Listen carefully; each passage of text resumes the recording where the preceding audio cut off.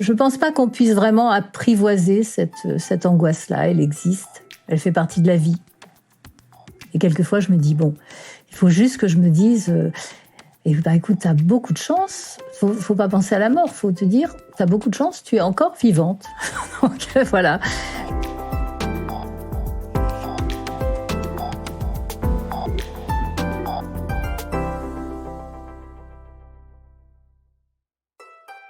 Après vous avoir parlé dans ce podcast de travail, que l'on quitte ou que l'on adapte, d'un nouveau rapport au temps, de quête de soi, de vie seule ou en couple, de vie de famille et d'habitat, il me fallait bien arriver à la question la plus profonde. En quoi le départ à la retraite marque-t-il une évolution dans le rapport au vieillissement et donc à la mort ? Pierre, Thierry, Annie et Fabienne, que vous commencez à bien connaître si vous avez écouté les 6 épisodes précédents, ne se sont pas dérobés. Ils ont accepté d'aborder le sujet avec franchise et autodérision. Ils m'ont parlé de la relation qu'ils entretiennent avec leur corps, de leur conscience de la mort qui approche, de la peur de perdre leur autonomie. Ils m'ont raconté en quoi l'histoire de leurs parents, vieillissants ou disparus, influence la leur. Autant de témoignages qui, je l'espère, enrichiront votre perception de cette période de vie. Je suis Géraldine Dormoy et vous écoutez Le Temps d'être soi, un podcast proposé par l'assurance retraite. Maintenant, je fais extrêmement attention à ma condition physique. Pierre, 65 ans. C'est le facteur limitatif de mon activité professionnelle et de mon activité équestre. Est-ce que je le fais intelligemment ? J'en doute, à savoir que je m'utilise un cheval que personne ne veut monter parce qu'il a le mauvais goût de fiche tous ses cavaliers par terre, y compris moi. Et la semaine dernière, ça n'a pas manqué. Pendant la compétition, je me suis retrouvé par terre. Et on prend vite conscience qu'on n'a plus la souplesse de 2018 ans. Bon, je suis remonté à cheval immédiatement, bien évidemment, dans les deux cas. Mais il faut... je pense, et j'ai programmé, et je planifie une activité professionnelle où je me ménage des périodes de repos. Il faut absolument persévérer à être actif sans s'épuiser, mais en se fatiguant. D'accord. Il faut pas s'épuiser. Je suis d'accord que ma chute de cheval, c'est une grosse bêtise. Et il va falloir que je prenne des dispositions pour que ça n'arrive plus. Et ça ne sera pas, pour ne pas tomber à cheval, le plus simple, c'est de ne pas y monter. C'est de pas monter dessus. Je suis d'accord, mais bon, ça c'est pas la solution que j'accepterai. Mais il faut bien retrouver toutes ces dimensions d'activité de façon équilibrée, sans devenir extrémiste. Ce n'est pas Thierry, 62 ans et fou de vélo, qui irait contredire Pierre. Avoir un physique qui est déficient, qui me lâcherait, je pense que dans l'esprit, ça va être compliqué pour moi. Ouais. Parce que j'ai toujours fait du sport, j'adore faire du sport. Alors, j'ai bien conscience que les performances baissent, je le vois bien. Mais pour autant, on va moins vite, mais on a le même ressenti. Je donne autant qu'avant, je vais moins vite. Voilà, c'est comme ça, faut l'accepter. Après, le jour où effectivement je pourrais plus faire de vélo ou autre chose, où je pourrais plus me dépenser physiquement, d'avoir ces sensations, cette adrénaline du sport, la fatigue du sport, la douche après le sport. Enfin, c'est un moment merveilleux ça. Et à partir du moment où je connaîtrai plus ça, parce que physiquement je pourrais plus le faire, je pense que ça va être compliqué là. Ça va être compliqué parce que j'aurai vraiment l'impression d'être je sais pas, vieux ou d'être pas forcément vieux. Après, ça va forcément arriver, mais ça va m'embêter. Là. Ceci dit, il y a des gens au club qui ont 80. Il y en a pas beaucoup. On a un exemple au club qui a 84 ans, qui roule encore très bien. Il s'est même acheté un vélo électrique. Pourquoi pas ? Moi, à partir du moment où je continue, il se réclate. C'est vrai qu'en vieillissant, ce qui devient le plus dur, c'est les côtes. Donc lui, forcément, le cœur n'arrive plus à monter, les forces un peu nous manquent, donc c'est forcément là où ça devient un peu plus compliqué. Donc on ralentit tout le monde, donc lui il est passé à ça et il revit, il roule avec nous, sur le plat il coupe son truc, et puis quand il arrive dans les côtes, il met son petit bazar, son moteur là, et puis il nous suit, il prend autant de plaisir qu'avant, nous on s'en aperçoit même pas, et voilà, donc ça... Donc 84 ans, ça laisse de l'espoir quand même. Donc on verra quand on y sera. Il y a le vieillissement du corps, que viennent de nous évoquer Pierre et Thierry, mais il y a aussi une forme de vieillissement social. À la retraite, le regard que la société porte sur nous change. Une évolution qui, pour le psychologue Benoît Verdon, n'a rien d'anodin. Ce qui fait aussi la complexité de la retraite, c'est qu'elle arrive à quelques années près, après une autre épreuve qui a été éprouvante là aussi, qui est la ménopause pour les femmes et l'andropause pour les hommes. C'est-à-dire que le corps, qui jusqu'à présent, excepté en cas d'événements difficiles comme des maladies, des accidents ou des événements plutôt heureux comme la grossesse pour les femmes, le corps a été plutôt silencieux depuis la fin de l'adolescence. Et puis de façon tout à fait insidieuse, à des rythmes absolument variés, avec des manifestations qui sont vraiment propres à chacun, chacune. On fait donc conjointement l'expérience que le corps s'abîme. Et quand la retraite arrive quelques années plus tard, le coup porté est double, c'est que le corps, dans l'expérience la plus intime et intérieure, ou dans ce que ça donne à voir à l'extérieur, le corps déjà a été un traître, et de surcroît, la société à laquelle on a peut-être tellement apporté, pour laquelle on s'est peut-être beaucoup sacrifié, la société, elle aussi, tourne le dos et nous renvoie que nous devenons inactifs.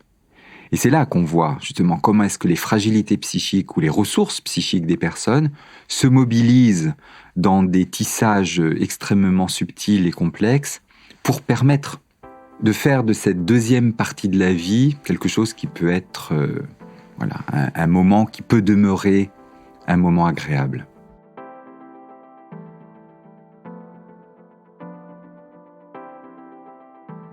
Sans virer pour autant dans l'idéalisation que, justement, rien ne se passerait, rien ne se perdrait, parce que ça, c'est quand même une idéologie actuelle, dans l'idée, comme ça, tout à fait paradoxale, de vieillir jeune.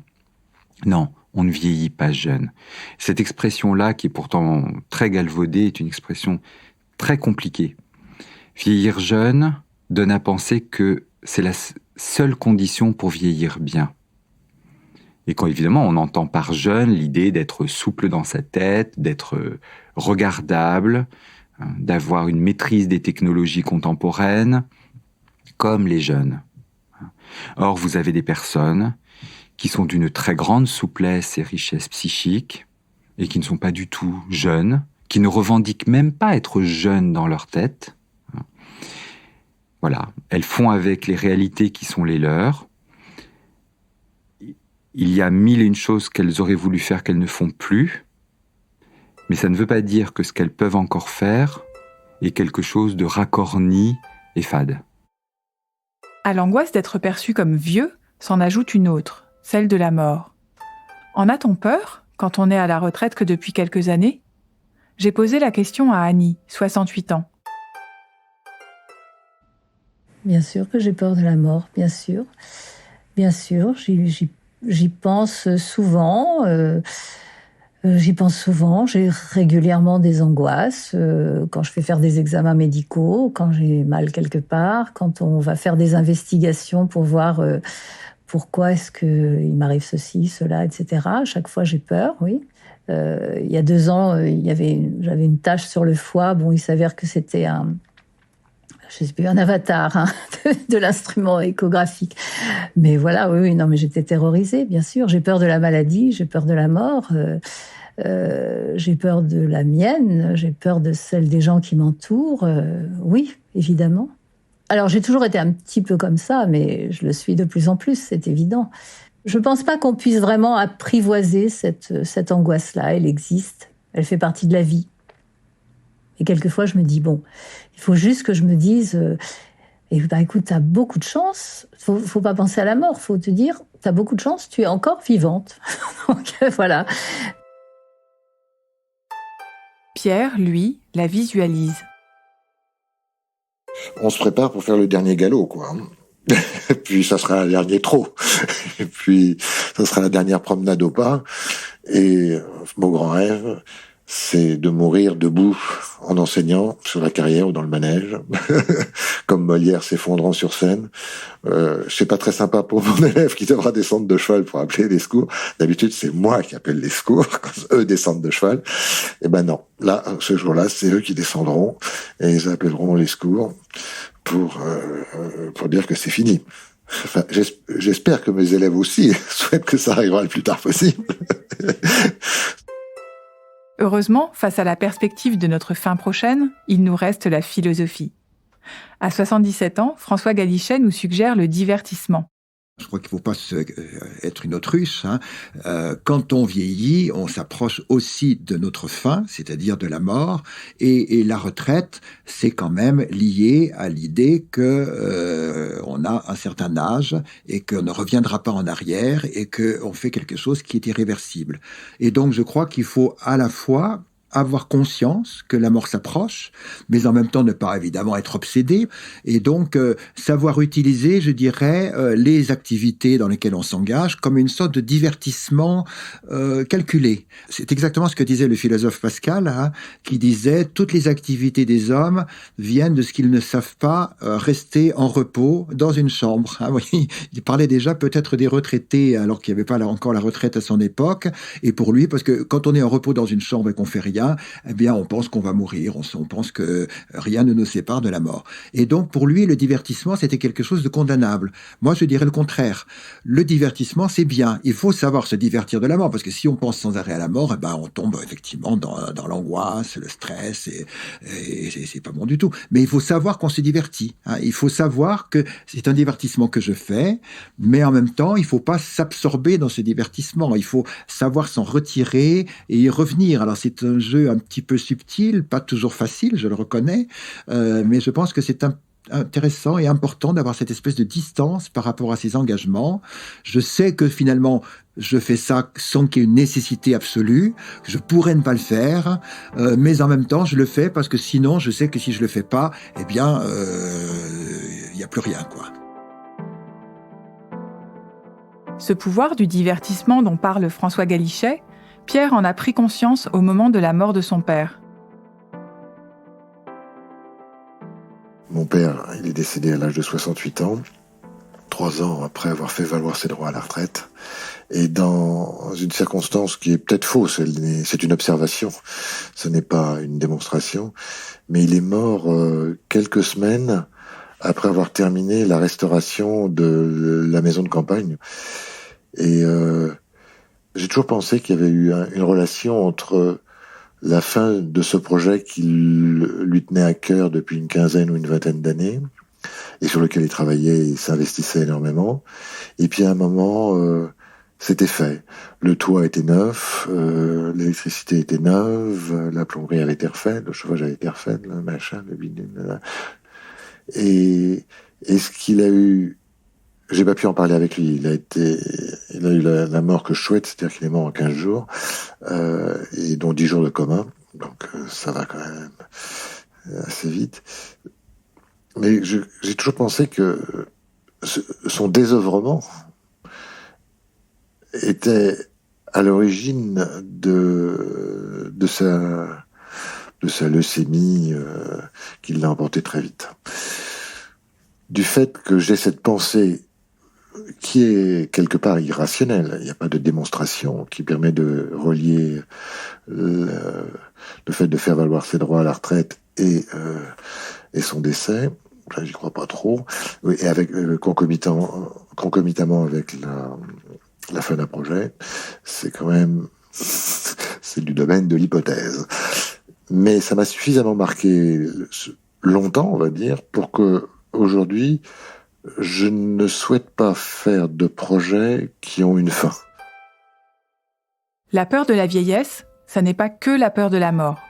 C'est aussi la crainte, parfois la terreur, de perdre son autonomie physique et ou mentale. Je n'ai pas peur de dégénérer. Ça a déjà commencé d'ailleurs. C'est pas ça qui m'inquiète. Ce qui m'inquiète, c'est de créer un aidant. Et de dire que on ne sera plus marié avec sa femme, mais avec son infirmière.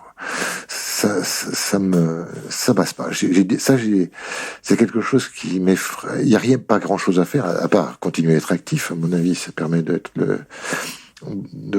retarder la dégénérescence. Mais c'est quelque chose d'inéluctable, hein. Notre système nerveux, d'un côté ou de l'autre, finit par être dégénérescent, ou même nos yeux. Et donc, ça, c'est quelque chose qui m'inquiète, mais pas pour le vivre personnel, pas pour l'inconfort personnel que je pourrais en tirer, mais parce que l'aidant devra endurer. Fin connaisseur des maladies dégénératives liées au vieillissement, le psychologue Benoît Verdon ne minimise pas les risques, mais ne verse pas pour autant dans le catastrophisme. La maladie d'Alzheimer, c'est une maladie essentiellement présénile, c'est pas une maladie du grand âge. Faire l'expérience que les parents ou des vieux amis, des frères et sœurs aînés sont atteints de pathologies qui vraiment abîment l'intelligence de quelqu'un, sa capacité d'autonomie, de participation à un dialogue qui soit quelque peu cohérent, c'est évidemment l'un des spectres qui vient entacher l'expérience de la retraite et du vieillissement. Je pense qu'il ne faut pas dramatiser à outrance, ça n'est quand même pas la majorité. On oublie un peu trop que l'immense majorité des personnes vieillissent avec certes des difficultés, mais finalement, elles vieillissent chez elles, et la santé n'est pas celle de la jeunesse, mais voilà, les maladies graves et chroniques ne sont pas forcément les maladies qui concernent le plus de monde. Mais par contre, craindre de présenter des troubles cognitifs, ça c'est quelque chose qui est très courant. Pendant des années, à l'hôpital où j'ai travaillé, on a reçu de plus en plus de personnes, parfois de plus en plus jeunes, qui venaient avec la crainte d'avoir des premiers signes avant-coureurs de pathologie cérébrale. Malheureusement, pour certaines d'entre elles, c'était le cas. Pour d'autres, ça n'était pas du tout le cas. Donc je pense que nos concitoyens qui pensent avoir des signes de cette maladie insidieuse, mais il y en a d'autres, des maladies insidieuses qui touchent aussi le cerveau, il n'y a pas qu'Alzheimer, il ne faut pas qu'ils hésitent à rencontrer un psy, un médecin, et à demander à pouvoir passer un bilan psychologique avec un psychologue spécialisé dans ce domaine-là. Ce sera l'occasion, s'il n'y avait pas lieu de s'inquiéter, ce sera l'occasion de faire le point. Et puis, si les troubles devaient réapparaître, de pouvoir comparer les résultats quelques années plus tard avec ceux qui auront pu être objectivés au premier temps d'évaluation. Pour d'autres, si ça devait s'avérer être quand même un signe de fragilité cognitive, ce qui ne veut pas forcément dire maladie d'Alzheimer. On peut être déprimé et avoir des fragilités cognitives. On peut être particulièrement anxieux et avoir des fragilités cognitives. Je pense que c'est pas mal de pouvoir ne pas forcément se rassurer, parce qu'après tout, on ne sait pas. Le psychologue qui engage un bilan psychologique, le médecin qui va lui faire son évaluation. On ne garantit pas à la personne qu'on va lui donner de bonnes nouvelles, mais au moins, il peut y avoir un état des lieux qui est fait, alors certes des fragilités, mais aussi des ressources. Et ça, c'est tout le talent des professionnels, de pouvoir mesurer ce qui est mis à mal, mais aussi de pouvoir attester de ce qui fonctionne encore bien. Au fil de mes conversations avec Thierry, Fabienne ou Pierre, l'exemple de leurs parents a surgi. Suivre ou ne pas suivre le modèle parental ? La question semble inévitable. Parfois, les choses paraissent simples, comme pour Thierry. Mon papa était, quand il était jeune, c'était un grand sportif. Il faisait de la gymnastique sur les agrès.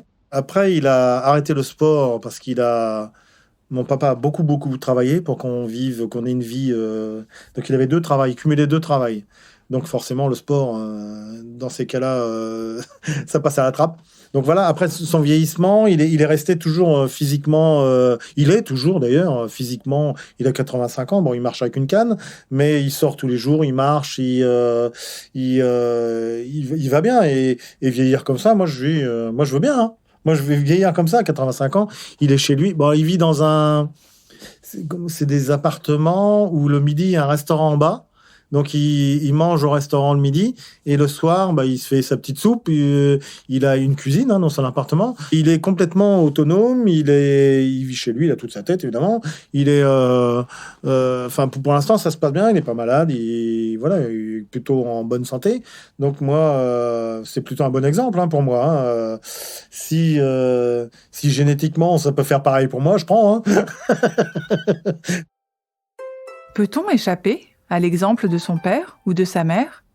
J'ai posé la question au psychologue Benoît Verdon. Évidemment qu'avancer en âge, ça remet aussi sacrément en question les liens aux parents. Parce que justement, les parents ont une longueur d'avance dans l'expérience de la vie, mais aussi de la vieillesse. Les parents, depuis notre plus jeune âge, là encore pour le meilleur et pour le pire, sont des modèles d'identification, c'est-à-dire que les conduites qu'ils adoptent, qui sont parfois très diverses, parfois contradictoires, servent aux enfants, petits, grandissants, à leurs adolescents qui deviennent adultes, servent de repères, et qu'on s'est tous construits en voulant et ne voulant pas ressembler à nos parents, en voulant être comme eux sur certains plans, surtout pas comme eux sur d'autres plans, en trouvant que d'autres parents sont beaucoup mieux.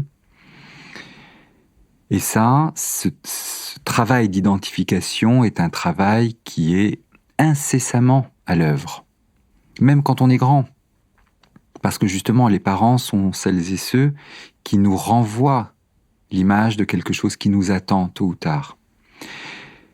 Et là se joue cette complexité absolument majeure qui est le fait de se construire soi, de mener son propre chemin avec ce qu'on a envie de faire, qui n'est pas forcément le chemin des parents, mais qui n'est pas sans lien avec le chemin des parents.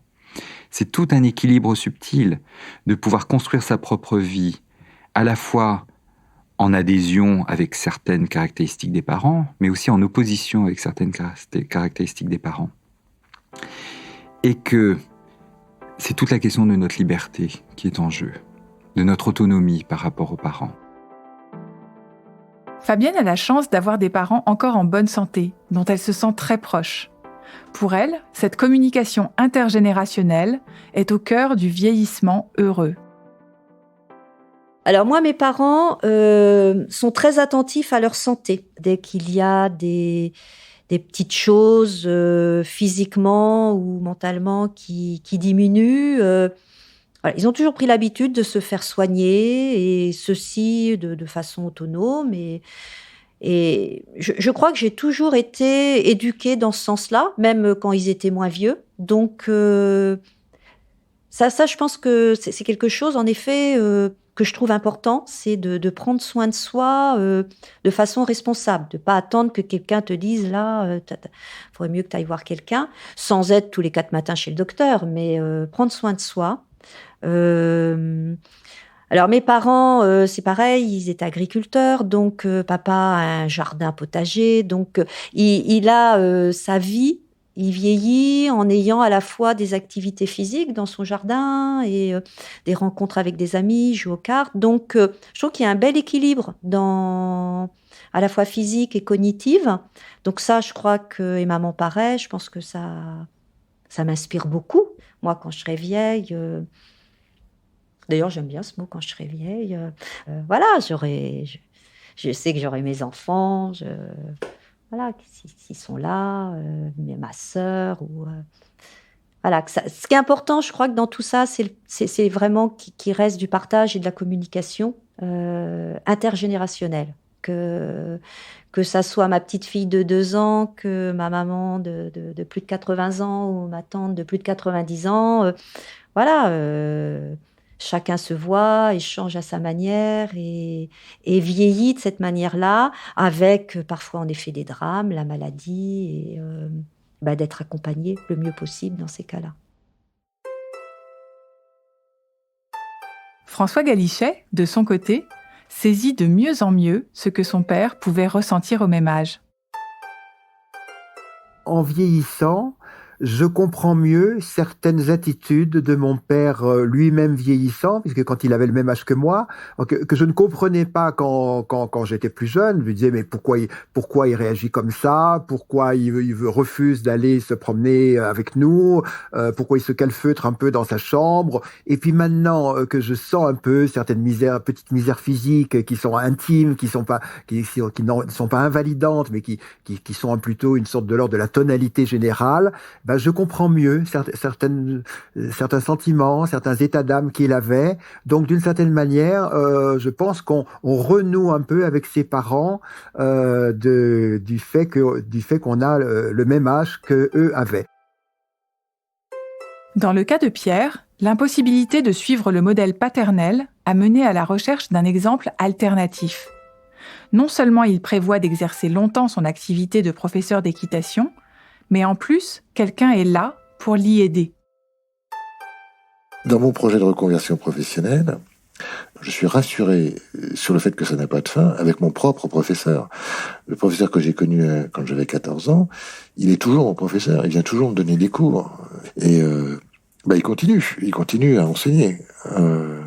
À de moins en moins de monde. Il va de plus en plus dans des assemblées générales de la filière équestre, c'est vrai, mais il n'y a pas de rupture. Voilà. Le mot à fuir, c'est rupture. L'exemple de mon père, j'ai pas tellement l'intention de le suivre, mais de temps en temps, il m'angoisse un petit peu. Non, celui qui a une influence sur moi, c'est mon professeur d'équitation. C'est clair. Lui, voilà l'exemple que je veux suivre. C'est-à-dire qu'il est resté toujours actif, il est resté toujours productif, il s'est toujours occupé de sa passion, mais lui, il a commencé beaucoup plus tôt que moi, qui était la filière équestre, il s'en occupe, il fait les efforts pour continuer à être quelqu'un qui a du poids dans l'évolution de cette filière équestre, et c'est super, quoi.